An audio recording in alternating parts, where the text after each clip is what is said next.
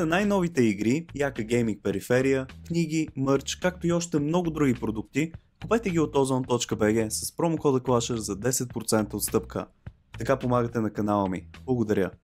Преди да започнем, бъдете сигурни, че сте праснали този лайк бутон в подкрепа, а и също не забравяйте да се абонирате за канала The Clashers с камбанката, да не изпуснете нещо ново. А пък ако искате да ме подкрепите, може да си закупите книгата ми или тениските, линкчето оставям долу в описанието. Благодаря ви. Готови ли сте главата ви да...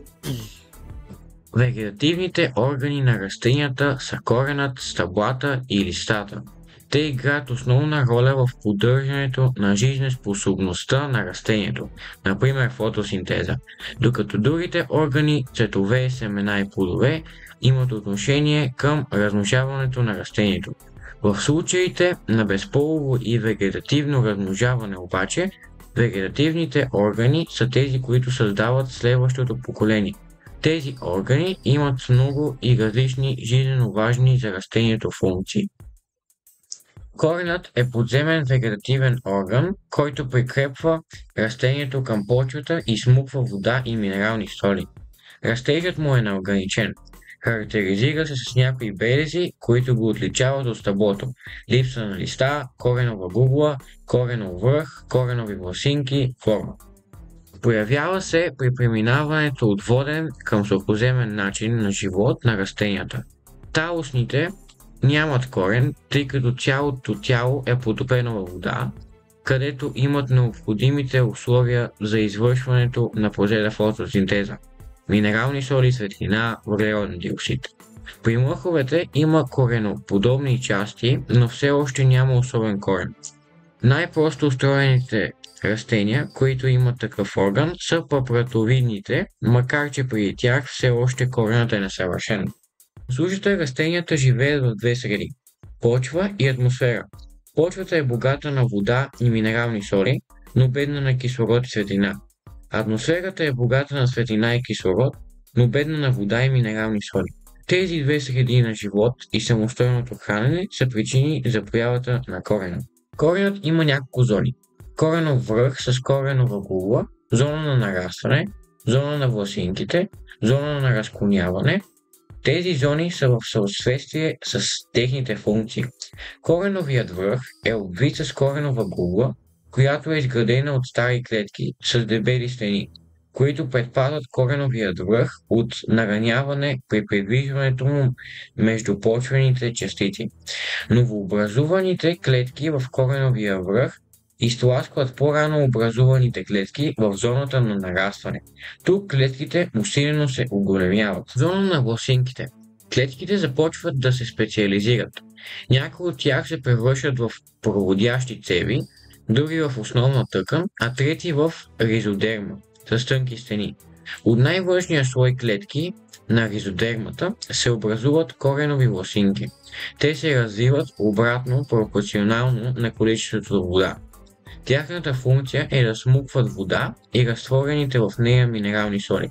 Живеят 10-15 дена. Кора. Външните 2-3 слоя клетки на първичната кора поемат защитна функция и се изменят. Ципите им вкорковяват и клетките умират.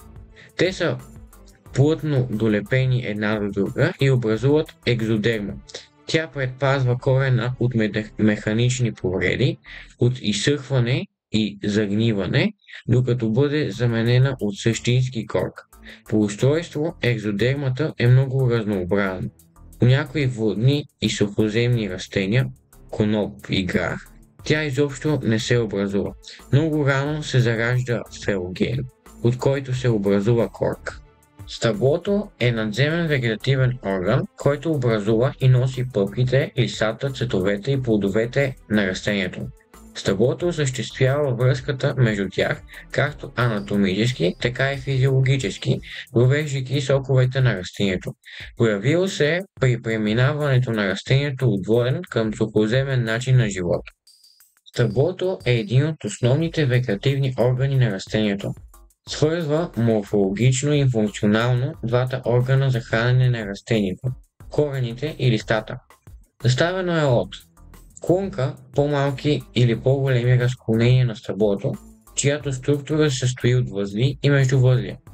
По тях са разположени пъпките и цветовете. Едногодишната клонка е литораз. Пъпка – образователна тъкан, обвита с покривни люспи, която е зародиш на нова клонка, лист или цвят.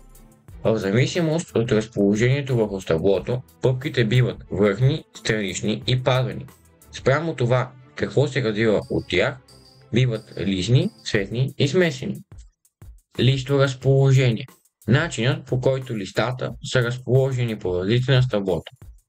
Различават се три основни вида листоразположение – спираловидно, срещуположно и прешенещо. При спираловидното във всеки възел има по един лист. При срещуположното във всеки възел има по два листа, разположени един срещу друг. При прешенестото във всеки възел са разположени повече от два листа. Листът може да има една или повече петори, което определя дали един лист е съответно прост или сложен. Когато листът е с една петора, той се нарича прост. Например при бука, дъба, церата, лагуна, лексата, мумината, сълза, нарциса, жълтата мъртва коприва, старото биле и други. Когато листът е изграден от няколко петори, 2, 3 или повече, той се нарича сложен. Петорите на сложните листа се наричат и листчета. Формата на петората може да бъде сърцевидна, като люлек или па, игловидна, като ела, смърч и бор, линейна, като пшеница и мразовец, копиевидна, като киселец, мечовидна, като гладиола и бабор, длновидна, като лютиче и явор, переста, като дъб, продълговата, като върба, ромбична, като бреза, черна топола и други.